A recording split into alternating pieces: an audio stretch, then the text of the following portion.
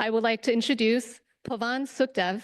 Pavan is the founder and CEO of Just Impact, working at the intersection of sustainability and data to create measures beyond profits and beyond GDP. Pavan previously was a study leader of TEEB, which led to the TEEB agri-food framework. And I've always loved this metaphor from Pavan, which he says, our compass is faulty, and indeed we need the right indicators to ensure that policies and investments maximize well-being for current and future generations. Welcome, Pavan.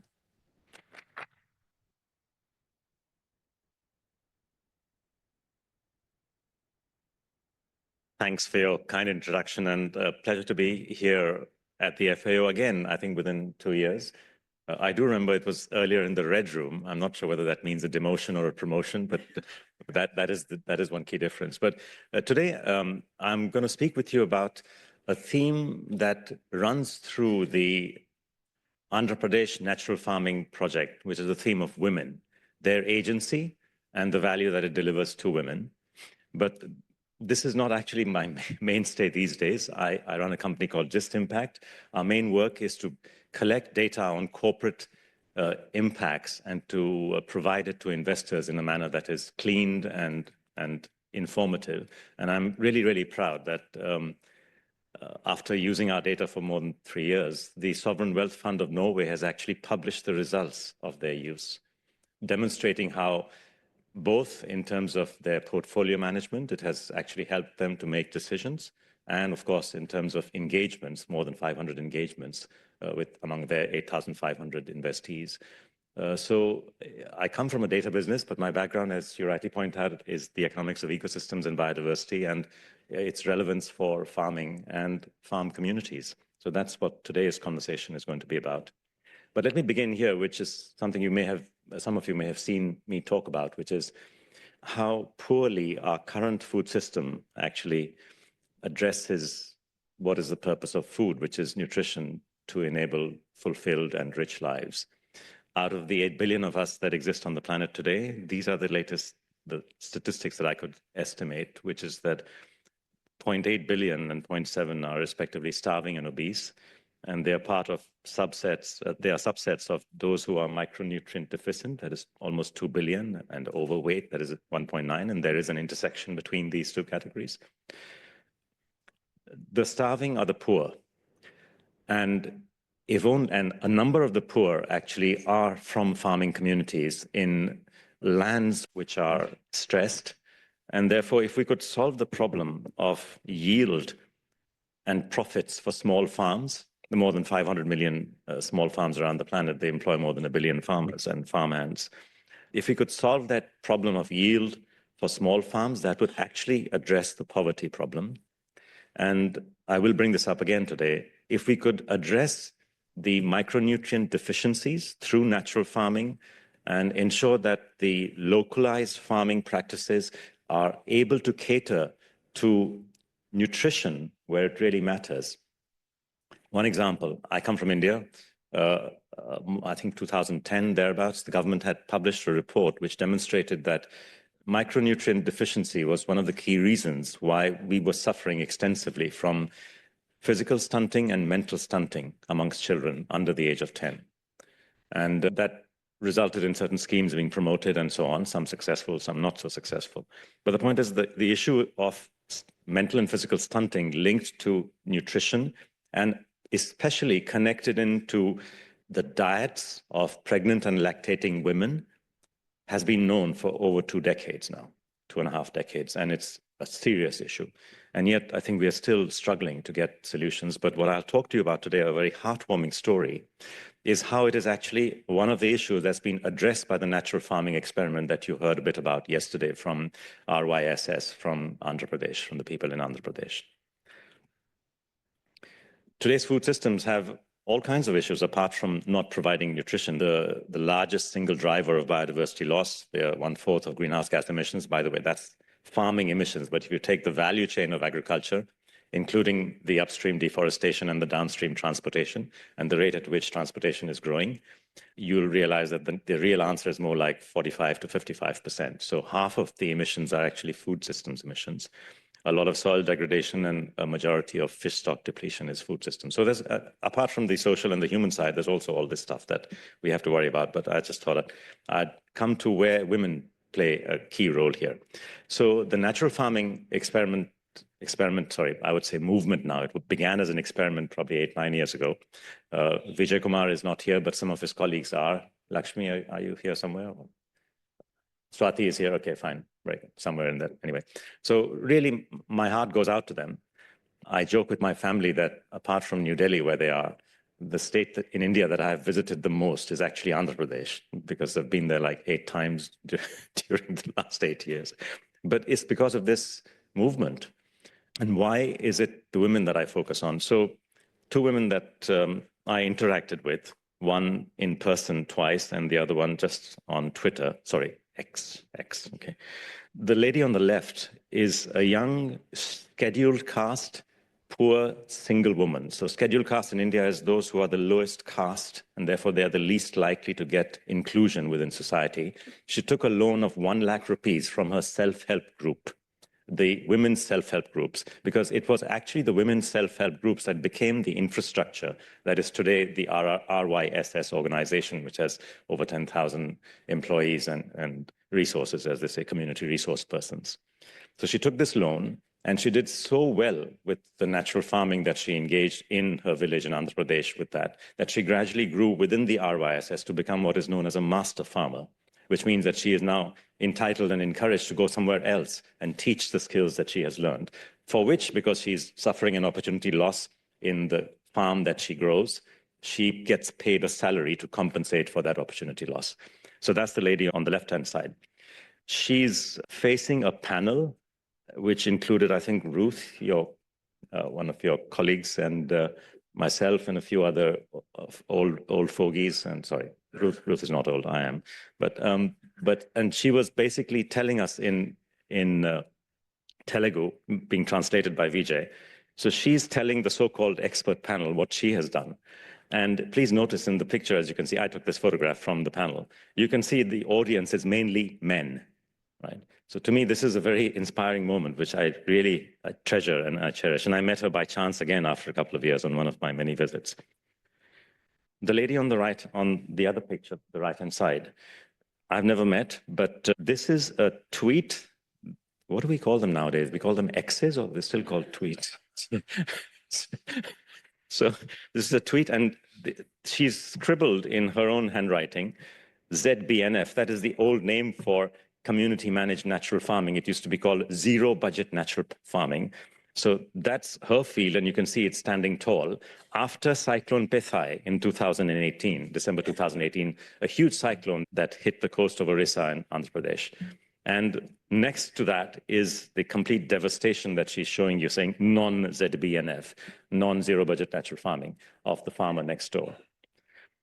So what is this natural farming all about? Just a few words. Yes, its success is driven by these self-help groups. Why? Because the skills that are involved in terms of especially the pesticides, the natural pesticides that you have to use to be able to protect against insect pests and so on, is a knowledge that is typically local, and it's not the same. As you move 50 miles, 100 miles away, that changes, the best mix changes, and somebody needs to teach that. So it's community-led.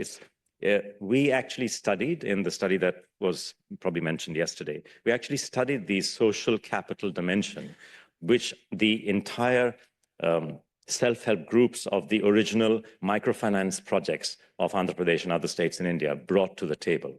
So zero budget natural farming succeeded in Andhra Pradesh. I think at the time we wrote our study in 2023, it had 650,000 adherents. I think sometime last year I spoke with Vijay, it had reached close to 1 million, but 850,000. I think it probably is going to cross 1 million this year, if not already. Why is it so successful?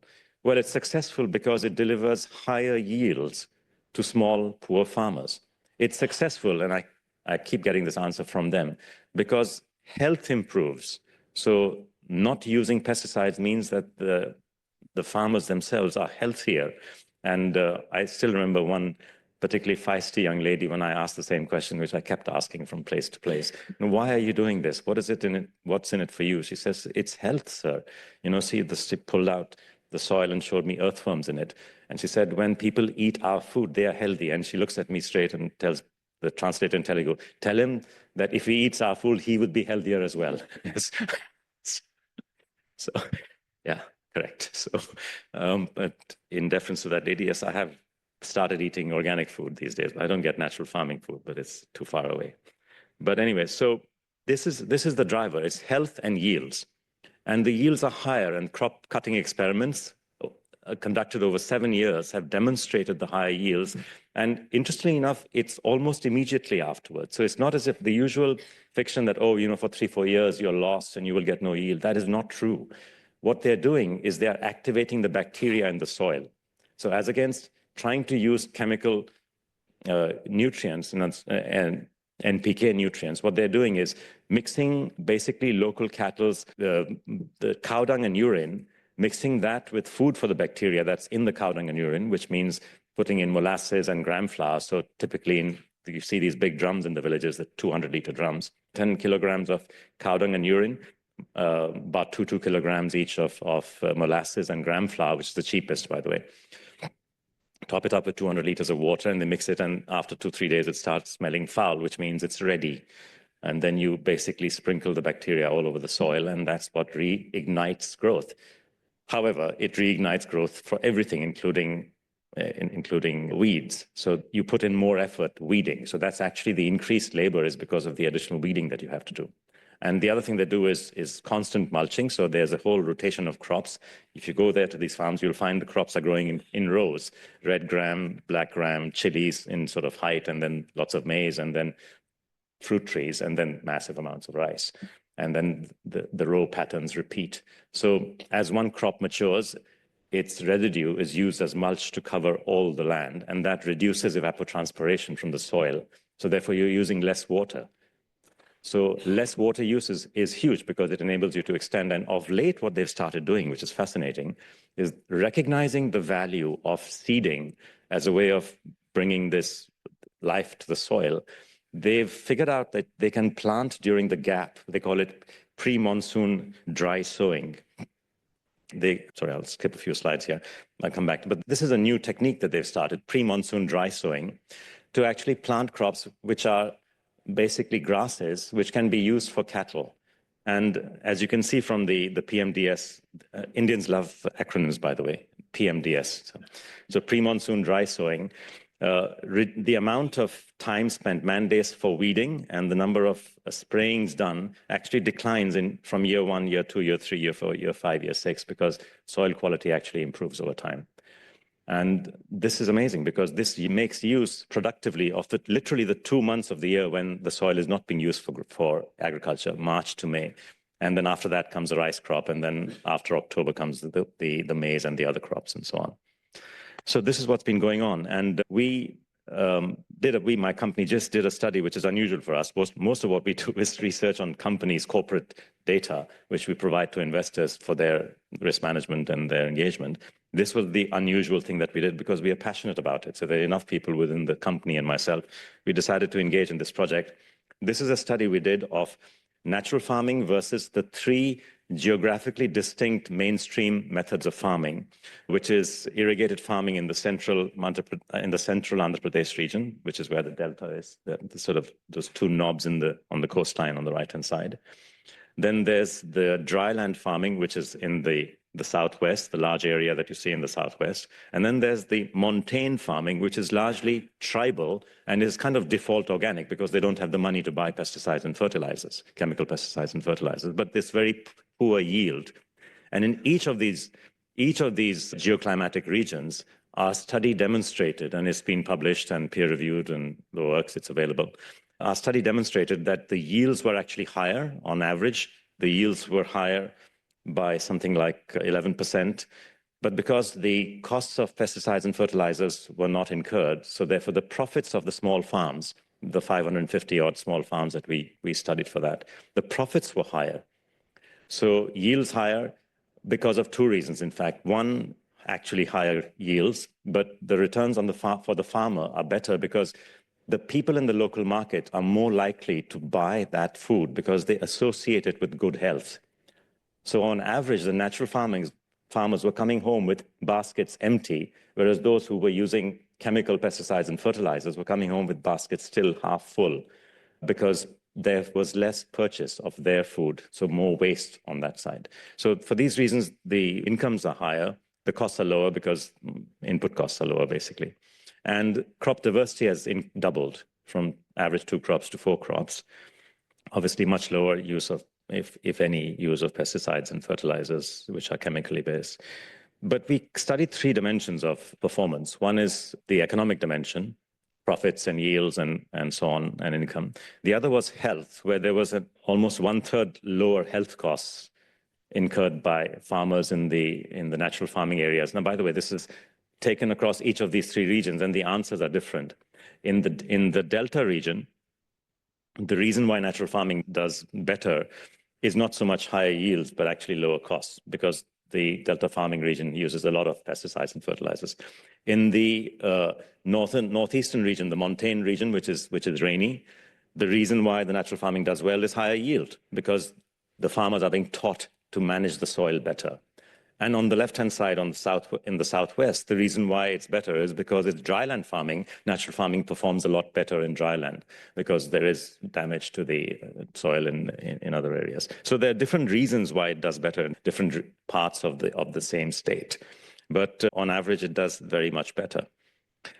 The latest thing that it has come up there, and I don't have a slide for that, but let me just tell you my final story, which is that I go back to pregnant and lactating women and point out that the quality of nutrition makes a huge difference to the health of the woman, and lactating women not providing chemically laden milk to their babies and so on. So the state and RYSS engaged a program from 2019 that did a few pilot villages to grow basically the crops that are missing from a nutritive diet for pregnant and lactating women. So they actually target and grow the very same crops which are missing, like millets and so on. And they also make animal proteins available. So growing more chicken in the chicken coops and having a few more goats around the place, and using the ponds for silviculture for fish. They actually actively fund that and engage in that to increase the protein intake of pregnant and lactating women. And they add millets and curcumin to the diet to be able to improve the nutritive quality. And they measure something called the RDA, the recommended dietary allowance or something. It's basically a measure of nutrition. So they've actually demonstrated over the last 4 years that the RDA has gone up. And as a result of that, there is a change, and a positive change, an improvement in the health of pregnant and lactating women. This is an initiative of women, my friends, for women. And I think the impacts are absolutely stunning in terms of measurable impacts, in terms of yields, measurable impacts in terms of the social impacts, the profit sharing, the information sharing and the community harmony and the cooperation that is there, and finally the health impacts. And by the way, the health impacts that we studied didn't include this latest version because we didn't have enough data, but I'm sure that if somebody else studies the impact on women's nutrition, they will find in that the seeds of the solution of probably, in my opinion, what is India's biggest problem, which is malnutrition and the resulting mental and physical stunting that happens to new babies. Thank you very much.